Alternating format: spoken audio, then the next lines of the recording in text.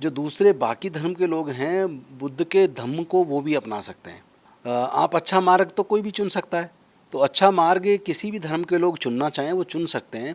वो अपने जीवन के में दुखों से मुक्ति पा सकते हैं। जो लोग रिजर्व सीट से जीत के जाते हैं वो समाज के मुद्दों को उतनी मजबूती से नहीं उठाते हैं। फिर जापान भी आएगा, चाइना भी आएगा, श्रीलंका भी आएगा, म्यांमार भी आएगा, वियतनाम भी आएगा। उसी तरह अगर बौद्ध के साथ कोई जुल्म जाती होगी तो बौद्ध देश भी उसकी जायज़ आवाज़ के साथ अपनी आवाज़ बुलंद करेंगे।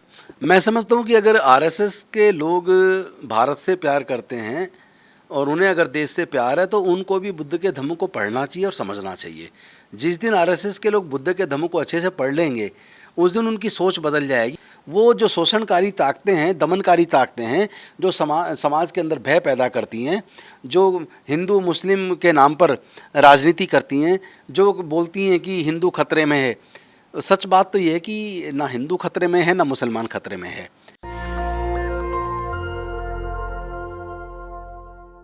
दिल्ली के सोशल जस्टिस मंत्री राजेंद्र पाल गौतम जी मिशन जय भीम चला रहे हैं। मिशन जय भीम में जो डॉक्टर अंबेडकर ने 1956 में सपना देखा था बाबा साहब ने कि भारत को बुद्ध में भारत बनाने का सपना देखा था, वही सपना राजेंद्र पाल गौतम ने आगे बढ़ाने का फैसला किया और अभी वो राजस्थान और गुजरात का दौरा करके आए हैं। कई शहरों में गए हैं। 1 साल पूरा हो चुका है मिशन जय भीम का, ज़मीन भी ले ली गई है। आगे की क्या रणनीति है, देश भर में वो दौरा कर रहे हैं। सवाल तो है बाबा साहब ने आखिर क्यों तय किया था अंत में संविधान देने के बाद, पूरा लड़ाई लड़ने के बाद देश आज़ाद हो चुका था, ऐसी क्या बात थी कि वो भारत को बुद्ध में भारत बनाना चाहते थे और वो बढ़े थे। वो कह रहे थे कि कल्चरल हेजमनी बहुत ज़रूरी है। तो क्या भारत में रहकर बिना धार्मिक एकजुटता की, बिना विचारधारा की लड़ाई नहीं जीती जा सकती? बाबा साहब ऐसा समझते थे। राजेंद्र पाल गौतम जी ने क्यों तय किया है? क्योंकि ये कठिन डगर है। ऐसे दौर में जब धर्म परिवर्तन को लेकर कानून बनाए जा रहे हैं, वैसे सुप्रीम कोर्ट ने कहा है कि 18 साल से उम्र के बाद जिसको भी जो इच्छा हो वो अपने विचार के हिसाब से धर्म चुन सकता है। सर, ये जो मैंने पूरा ब्रीफ किया है लोगों को कि क्या है, आपने अभी किस किस राज्य का दौरा किया? अभी 29 तारीख को राजस्थान प्रदेश का दौरा था, जहां पूरे राजस्थान से जयपुर में अम्बेडकरवादी बुद्धिस्ट लोग जुड़े थे और वहां पूरे समाज के हक अधिकार पर चर्चा हुई और भारत को बौद्ध में बनाने का जो सपना डॉक्टर बाबा साहब अम्बेडकर जी ने देखा था, उस सपने को पूरा करने की दिशा में सब अम्बेडकरवादी लोग एकजुट हो रहे हैं। सभी बहुजन समाज के, जिसमें SC ST OBC, बल्कि हमने बड़े विस्तार से चर्चा की तो एक चीज़ और निकल के आई कि जो हिंदू हैं या सिख हैं या ईसाई हैं या मुस्लिम हैं, जो दूसरे बाकी धर्म के लोग हैं, बुद्ध के धम्म को वो भी अपना सकते हैं। क्योंकि बुद्ध का धम्म एक जीवन जीने की एक कला है जिसमें दुखों से मुक्ति पाने का रास्ता है। आप अच्छा मार्ग तो कोई भी चुन सकता है, तो अच्छा मार्ग किसी भी धर्म के लोग चुनना चाहें वो चुन सकते हैं। वो अपने जीवन के में दुखों से मुक्ति पा सकते हैं। तो इसलिए बाबा साहब तो उनकी फोरसाइटेडनेस बहुत बड़ी थी, बहुत बड़े दूरदर्शी थे, तभी इसलिए वो जानते थे कि जो लोग रिजर्व सीट से जीत के जाएंगे और उनको वोट सब लोग दे के चुनेंगे तो वो समाज के प्रति उतने वफादार नहीं हो पाएंगे और उतने उनके मुद्दों को नहीं उठा पाएंगे। इसीलिए उन्होंने सेपरेट इलेक्टोरल की मांग की थी, लेकिन पृथक निर्वाचन क्षेत्र की मांग के खिलाफ गांधी जी अनशन पर बैठे थे और अल्टीमेटली आपको पता, जो 24 सितंबर 1932 को पूना पैक्ट हुआ, बाबा साहब का मन बड़ा दुखी था। और आज जो दूरदर्शिता के साथ बाबा साहब ने उस वक्त जो सोच रखी थी, आज वो बिल्कुल सामने आ गई है कि जो लोग रिजर्व सीट से जीत के जाते हैं वो समाज के मुद्दों को उतनी मजबूती से नहीं उठाते हैं। इसीलिए बाबा साहब जानते थे कि ये उत्पीड़न जो ख़त्म करने की बात है, ये बिना बुद्ध के धम्म के संभव नहीं है। अगर हमारे बहुजन समाज के सब लोग बुद्ध के धम्म पर चलते हैं, अपने बुजुर्गों की सांस्कृतिक विरासत में वापस आते हैं, तो उनके साथ होने वाले उत्पीड़न में उनकी आवाज़ बनने के लिए, उनके लिए मदद के लिए फिर जापान भी आएगा, चाइना भी आएगा, श्रीलंका भी आएगा, म्यांमार भी आएगा, वियतनाम भी आएगा। यानी जब किसी क्रिश्चियन के ऊपर कोई जुल्म होता है तो जितनी भी क्रिश्चियन देश हैं वो सब आवाज़ बुलंद करते हैं। जब किसी मुस्लिम पे होता है तो मुस्लिम देश उस जायज़ मांग के लिए साथ खड़े होते हैं। उसी तरह अगर बौद्ध के साथ कोई जुल्म जाती होगी तो बौद्ध देश भी उसकी जायज़ आवाज़ के साथ अपनी आवाज़ बुलंद करेंगे।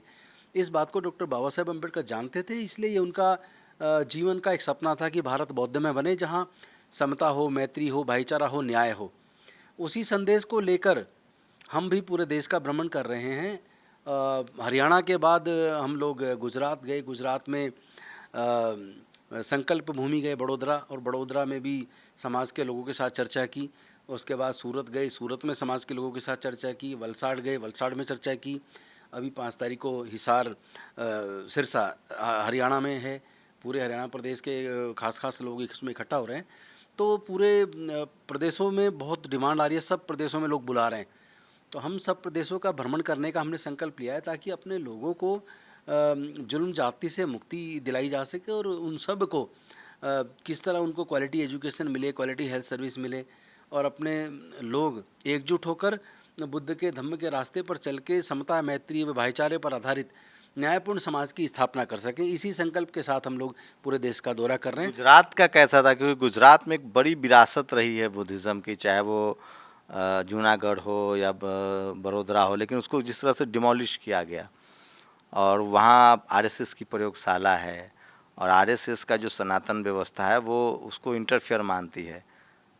लोगों को डराया जाता है, धमकाया जाता है। अब तो कई राज्यों में कानून बना दिए गए हैं इस तरह के। मैं समझता हूँ कि अगर आरएसएस के लोग भारत से प्यार करते हैं और उन्हें अगर देश से प्यार है, तो उनको भी बुद्ध के धम्म को पढ़ना चाहिए और समझना चाहिए। जिस दिन आरएसएस के लोग बुद्ध के धम्म को अच्छे से पढ़ लेंगे, उस दिन उनकी सोच बदल जाएगी, और वो भी समता, मैत्री व भाईचारे पर आधारित न्यायपूर्ण समाज की स्थापना के लिए एक सहयोगी बन जाएंगे। तो मैं तो आह्वान करता हूँ कि आरएसएस के लोग भी बुद्ध के धम्म को पढ़ें।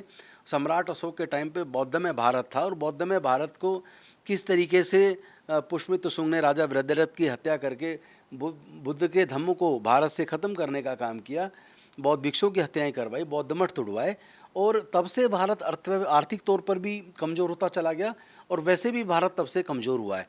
तो भारत से अगर जो भी लोग प्यार करते हैं, चाहे आरएसएस के लोग हों, चाहे दूसरे लोग हों, जो भारत से प्यार करते हैं, उनको अगर भारत को मजबूत देखना है, तो उनको सबको समता, मैत्री और भाईचारे पे आना पड़ेगा। सबको न्याय की बात करनी पड़ेगी। हम सब एकजुट होकर सबको साथ लेके सबको समान अवसर मिले आगे बढ़ने के, सबको क्वालिटी एजुकेशन, हेल्थ सर्विस मिले, इसके लिए सरकारों पर दबाव बनाना पड़ेगा, और तब हम जाके उस सपने को साकार कर पाएंगे जो हमारे स्वतंत्रता सेनानियों ने या संविधान निर्माताओं ने देखा था। और बाबा साहेब का सपना अगर पूरा होता, तो निश्चित तौर पर भारत एक विशाल, एक मजबूत, सशक्त भारत बनेगा। और जिस तरह भारत की एक छवि थी बुद्ध के टाइम पर, जो पूरे दुनिया में एक विश्वगुरु की छवि थी, जो आजकल हमारे देश के प्रधानमंत्री जी और दूसरे नेता भी भारत को बोलते हैं कि हम विश्वगुरु बनेंगे। विश्वगुरु बोलने से नहीं बनेंगे, विश्वगुरु बनने का रास्ता तो बुद्ध के धम्म से निकलता है। तो मुझे लगता है कि सबको बुद्ध के धम्म को अच्छे से पढ़ना चाहिए। अभी यूपी में बहुत सारे ओबीसी के जो लोग हैं, जो शाक्य समाज के लोग हैं, मौर्य समाज के लोग हैं, वो बुद्धिस्ट की तरफ जा रहे हैं। अभी एक जगह वहाँ बुद्ध की मूर्ति लगाने को लेकर काफ़ी हंगामा हुआ, मूर्तियाँ तोड़ दी गई, प्रशासन भी उसमें शामिल था। इसको कैसे देख रहे हैं? ये बेहद शर्मनाक है। और जो सोच बुद्ध के खिलाफ है, वो सोच केवल बुद्ध के नहीं, वो सोच भारत के भी खिलाफ है। वो सोच भारत को कमज़ोर कर रही है। वो जो शोषणकारी ताकतें हैं, दमनकारी ताकतें हैं, जो समाज के अंदर भय पैदा करती हैं, जो हिंदू मुस्लिम के नाम पर राजनीति करती हैं, जो बोलती हैं कि हिंदू खतरे में है।